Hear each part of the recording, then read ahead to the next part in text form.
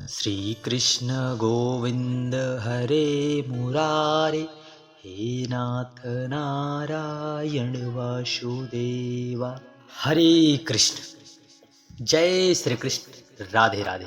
आप सभी को इस कार्तिक मास के भगवान श्री कृष्ण और भगवान कार्तिक के ठाकुर की आराधना करने का जो शुभ अवसर प्राप्त हुआ है, उसमें आप तनिक भी चूक ना मत। आप भगवान की आराधना नित्य अवश्य करना। इस कार्तिक मास के विशेष महत्व में आप सभी लोगों ने कार्तिक मास के महत्व के नियमों की जानकारी सुना होगा, श्रवण किया होगा। तो ऐसे में कार्तिक महीना इतना विशेष महत्वपूर्ण हमारे शास्त्रों और पुराणों में बताया गया। तो ऐसे में कथाओं का श्रवण करना भी हमारे जीवन का भगवान की कृष्ण की भक्ति का एक अभिन्न अंग है। आइए हम सभी लोग इस कार्तिक के मास में भगवान कार्तिक के ठाकुर श्री हरि नारायण को प्रसन्न करने के लिए आज की बड़ी ही पावन कथा सुनने वाले हैं। भगवान श्री कृष्ण और बुढ़िया माई की खिचड़ी की कथा। यह कथा भक्ति और समर्पण का महत्व हम सभी को सिखाती है। किस प्रकार से बुढ़िया माई की भक्ति भगवान श्री कृष्ण के प्रति है, आज वही कथा हम आप सभी लोग सुनने वाले हैं। जिस प्रकार से आप सभी ने पीछे की कथाओं को सुनने में आपने इस प्रकार से अपना स्नेह इस कथा पर लुटाया है, उसी प्रकार से इसी कथा पर भी आप अपना स्नेह प्रेम अवश्य लुटाएं। हरे कृष्ण राधे कृष्ण अवश्य लिखकर हमें कमेंट में जरूर। एक बार भगवान श्री कृष्ण ने सोचा कि वह अपने भक्तों के बीच जाकर देखें कि कौन उनके प्रति अधिक समर्पण की भावना रखता है, अर्थात समर्पित है। वह जब ब्रजधाम में पहुंचे, वहां कीर्तन में भाग लिया, जहां बहुत सारे भक्त भगवान की भक्ति में मग्न रहा करते और बड़े ही भाव से भगवान की भक्ति कथा आदि भगवान नाम संकीर्तन के द्वारा सभी भक्ति के रस में डूबे रहा करते थे। इस प्रकार से, क्योंकि ब्रजधाम तो है ही भगवान के नामों का स्मरण करने के लिए, उसी भक्तों में एक गरीब बूढ़ी माँ भी रहा करती थी, जो अत्यंत ही श्रद्धा के साथ भगवान श्री कृष्ण की ओर देख रही। उस गांव में भगवान को प्रसाद के रूप में हर व्यक्ति तरह तरह के पकवान व्यंजन आदि समर्पित करते थे, चढ़ाते थे। बड़े बड़े लोगों ने भगवान श्री कृष्ण को विभिन्न प्रकार की स्वादिष्ट भोजन अर्पित किए। सभी ने अपनी अपनी सामर्थ्यता के अनुसार भगवान श्री कृष्ण के भोग में तरह तरह के प्रसाद में तरह तरह के पकवान व्यंजन समर्पित किए। लेकिन वह गरीब बूढ़ी माँ बुढ़िया माई के पास कुछ भी नहीं था। तब उसने सोचा कि वह भगवान को क्या अर्पित करे। बुढ़िया माँ ने माता ने सोचा कि मैं भगवान को क्या अर्पित करूं, मैं तो खुद ही दीनहीन हूं, मेरे पास तो कुछ भी नहीं है। परंतु यदि भक्त निष्ठा भाव से भगवान को यदि याद कर ले, इतने में ही प्रभु हमारे रीझ जाते हैं। तब बुढ़िया माँ ने सोचा कि मेरे पास कुछ भी नहीं है।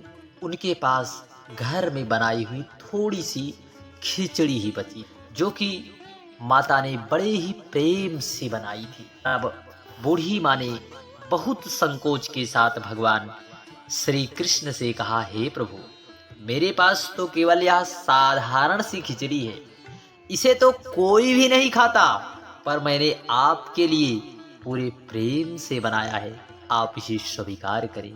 यदि भक्त अपने हृदय की गहराइयों से यदि भगवान को याद करे, जिस प्रकार से बुढ़िया माँ ने माता ने भगवान श्री कृष्ण को रिझाने का प्रयास किया है, वह मुरलीधर बंसीधर गोवर्धनधारी त्रिलोक स्वामी खाने के लिए माता ने किस प्रकार से प्रभु के प्रति प्रेम अपना दिखाया। तब भगवान श्री कृष्ण ने बड़े प्रेम से माता बुढ़िया माई की उस खिचड़ी को स्वीकार किया और कहा, माई, तुम्हारा यह प्रेममय अर्पण मेरे लिए सबसे स्वादिष्ट है। यह खिचड़ी मेरे लिए किसी भी राजसी व्यंजन से कम नहीं है। यह मुझे सर्वप्रिय है। भगवान ने उस खिचड़ी को बड़े प्रेम से खाया और बुढ़िया माई को आशीर्वाद दिया। उन्होंने कहा, तुम्हारा प्रेम और समर्पण ही मेरे लिए सबसे महत्वपूर्ण है। यह खिचड़ी तुम्हारे सच्चे प्रेम का प्रतीक है और मैं तुम्हारे इस भक्ति में बहुत प्रसन्न हूँ। इस प्रकार से भगवान श्री कृष्ण ने सहर्ष उसे स्वीकार कर लिया। तब भगवान श्री कृष्ण ने बुढ़िया माई को प्रेम से बनाई हुई खिचड़ी जब खा ली तो गांव के अन्य लोग यह देखकर हैरान हो गए। वे सोचने लगे कि भगवान ने इतने स्वादिष्ट पकवान को छोड़कर एक साधारण सी बुढ़िया माई की खिचड़ी क्यों खाई। श्री कृष्ण के करीबी भक्तों और गांव वालों ने भगवान से पूछा, हे प्रभु, इतने तरह तरह के व्यंजन आपके सामने रखे हुए हैं, फिर भी आपने गरीब बुढ़िया माई की खिचड़ी को क्यों खाया। भगवान श्री कृष्ण भक्तों पर करुणा करने वाले भक्त वत्सल करुणा वत्सल्य बड़े प्रेम से मधुर मुस्कान करते हुए उत्तर दिया, तुम सबने बहुत अच्छे से पकवान बनाए हैं, लेकिन उनमें प्रेम की मिठास थोड़ा कम थी। देखिए प्रभु भक्तों पर किस प्रकार से कृपा करते हैं। देखिए क्या कह रहे हैं प्रभु कि मिठास थी लेकिन थोड़ी कम थी। देखिए प्रभु की कृपा अपने भक्तों पर इसी प्रकार से बरसती है। और जो बुढ़िया माई ने जो खिचड़ी बनाई थी उसमें उनके दिल का, उनके हृदय का सच्चा प्रेम और समर्पण था। मेरे लिए महत्वपूर्ण यह नहीं कि क्या चढ़ता है, बल्कि यह है कि किस भावना से चढ़ता है। प्रिय भक्तगणों, आप भी ध्यान रखना, प्रभु को भोग अर्पित करते समय प्रभु यहाँ पर कह रहे हैं कि मेरे लिए महत्व यह नहीं रखता कि क्या चढ़ता है, बल्कि वह महत्व रखता है कि भावना से क्या चढ़ता है। देखिए भावना, भक्त की भावना किस प्रकार से होनी चाहिए, इस कथा के माध्यम से हमें यह भी समझ लेना चाहिए। भगवान की इस बात को सुनकर सभी गांव वाले समझ गए कि प्रेम और भक्ति सबसे बड़ी शक्ति है। तब से गांव में सभी लोगों ने यह मान लिया कि भगवान को साधारण अर्पण भी प्रिय हो सकता है, यदि वह सच्चे मन और समर्पण से किया जाए।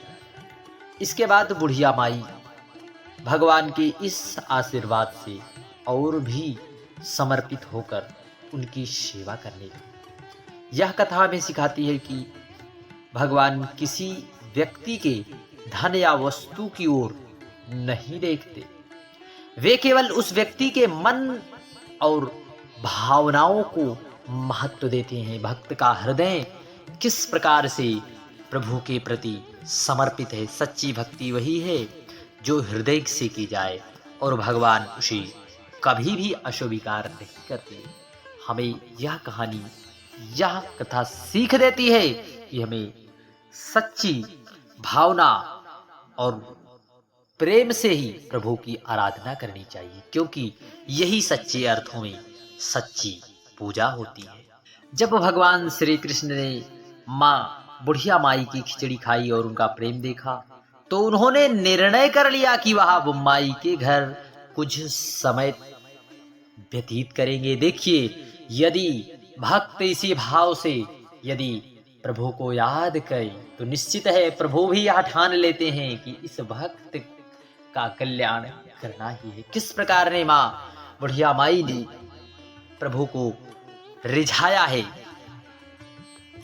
जब गांव के लोग यह सुनकर आश्चर्यचकित हो गए और सोचने लगे कि भगवान कैसे यह एक साधारण और गरीब महिला के घर जा सकते हैं। इतने समृद्ध भक्त हैं तो उनके लिए महल जैसा घर तैयार कर सकते हैं। श्री कृष्ण ने बुढ़िया माई के साथ उनके झोपड़े में गए।